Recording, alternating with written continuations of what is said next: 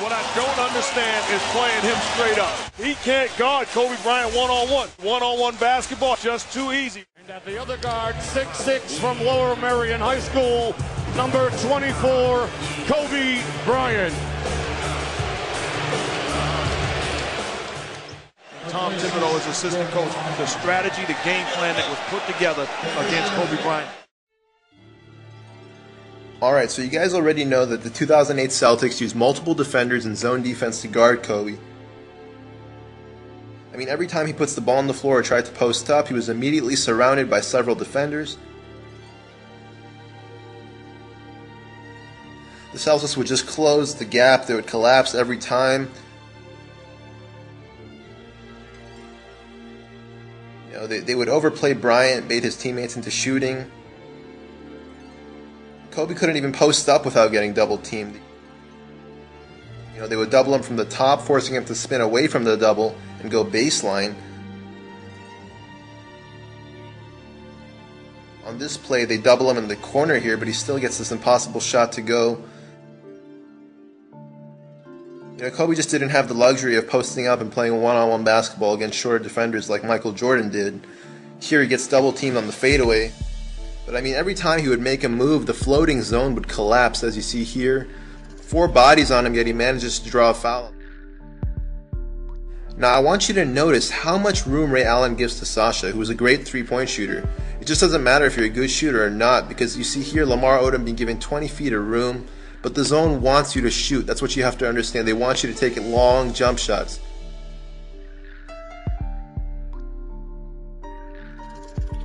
Now, here Kobe's going to make his move, but notice again how much room Pierce gives to Walton.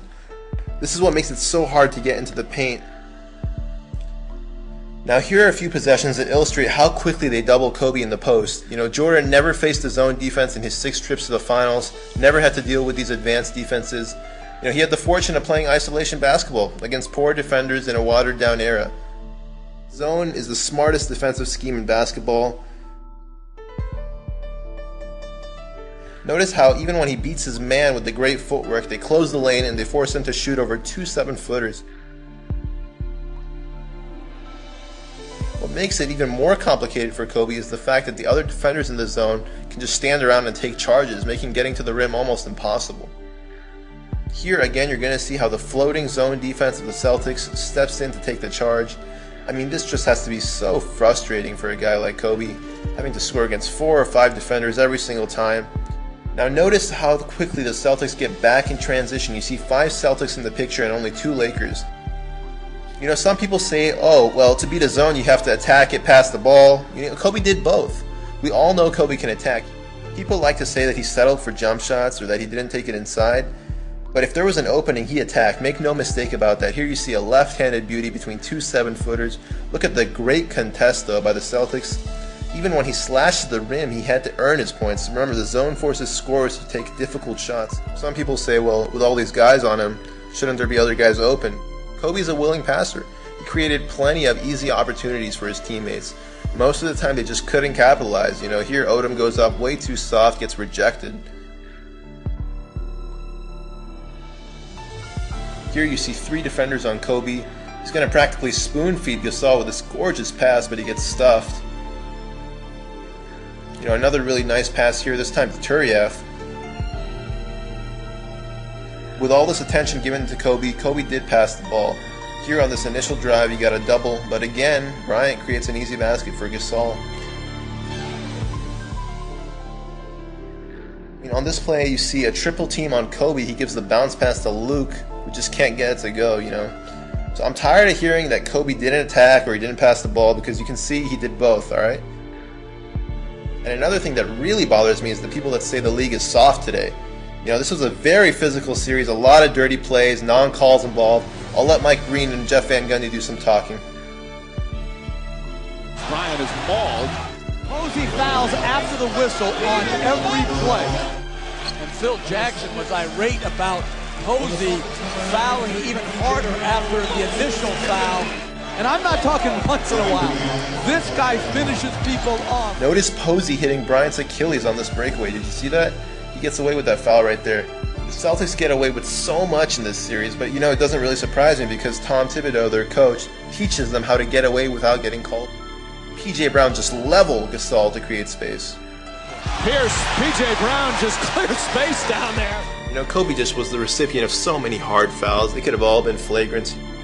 This has to be either a blocking foul or a charge. But they don't call anything. How many times has Celtics got away with fouling Kobe's jump shot? Now, sure, Kobe does exaggerate the foul with his follow-through, or whatever. But these are fouls, plain and simple. Some of these are so blatant that you just have to, ask yourself, what's going on with the officiating? As if Game 2 wasn't bad enough in itself.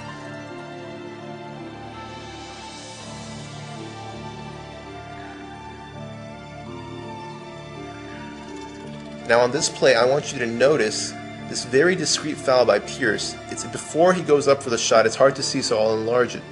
See how he reaches in right before the shot? Thibodeau teaches his players how to get away with these fouls. Here, again, you see a blatant grab of Bryant's right arm. Again, magnified, forcing him to go to the left. Just notice all the holding and grabbing that goes on. Here Pierce is practically going to bear hug Kobe. No one's going to notice. He just, here's going to grab him on the rebound as well. See, Pierce is going to hold Bryant again and is going to commit another discreet foul. Notice this time as he's going up for the alley-oop, Pierce gets him right before he goes up, causing him to miss that easy dunk. Now I want to talk a little bit about hand checking because there's this myth going around that defenders aren't allowed to use their hands on Kobe. That's a bunch of garbage. Kobe had to go up against not only zone defense but hand checking as well. This is blatant stuff we're talking about, blatant. In all 6 games, it was rarely, if ever, called. Here you see Pierce is going to use the arm bar to guard him, but notice again Bryant gets held not once but twice as he tries to go around the screen. And right before he passes the ball, he gets another arm bar shove from Pierce. That's 4 fouls on the play, 0 were called. Here you see Cassell putting his hand on Kobe and not getting called for anything. Now on this drive, Allen puts both hands on him and still doesn't get called for anything. Wait, that's funny. I thought he doesn't have to deal with hand checking. That's pretty funny, isn't it?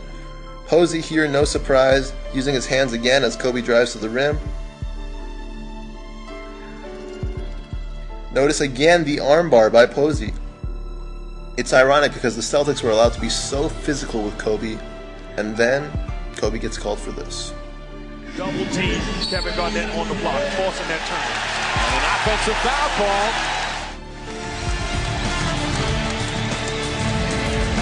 Not a lot of contact. He obviously threw a bit of an elbow, but it's been a pretty physical start. That's a tough call, don't you think? I don't like that call at all. This is the NBA Finals, and the players need to be on the floor that have gotten them there unless they're blatant fouls. That's nothing. Amen. A double amen. You talk about those are great screens. Those are illegal screens. Kevin Garnett doing what he's not being called for. Alright, now I want to talk about their illegal screens, alright? The Celtics set a lot of them. Here Garnett sets 5 before getting called for it. They don't have timeouts, have to get it in. Garnett has it. Kevin Garnett on the drive, back to House. Eddie House, that's a 2-pointer. Shot won't go, short. Rebound tipped out by Ray Allen. Allen again. Vujicic knocked down. Hard screen set on Fisher, but he fights through it. Allen looking for a 3. Offensive foul. It's going to go against Garnett. And Laker ball with 21.1 seconds remaining. Just what we talked about. Kevin Garnett screens, illegal screens. Got away with a bunch of them. Team knocked down wide open shots because of it. Another thing the Celtics got away with was their bench distractions. This is simply not allowed. It's an automatic technical. Their bench harassed the Lakers players whenever they were shooting next to their bench. It's simply not allowed, but they got away with it continuously throughout the series. This would take a separate video entirely, but the defensive 3-second rule is non-existent, it's rarely called, it's ambiguous, it's hard to enforce, and it really doesn't do anything because the defender can just extend their arm or move their feet out of the lane for a split second. It really doesn't do much to prevent people from camping in the lane. Overall, the 2008 Celtics are among the top 5 defensive teams in NBA history. You can put the 2004 Pistons right there with them. And both of those teams are better defensively than anything Michael Jordan ever faced in the NBA Finals. This is an unbiased statement, and I hope you agree with me after watching this video. You can pick so many things, but I talked about Gasol and Odom being a force, 2 of 9 between them, 10 points, absolutely nothing. When Kobe Bryant can't get any shots like he's doing right now, he's taken 7 3-point shots. It's the only shot he can get. He puts the ball on the floor. He's got no chance to get to the basket. He's settling for threes. Odom, Gasol, no shows again. That's why they're getting demolished. Watching the second quarters tour with Dwayne Wade, Dwayne said, remember, this is the best defense I've seen in my time in the NBA. That defense is doing a number on Kobe Bryant. It shows you, however flamboyant you want to be, defense still can win championships.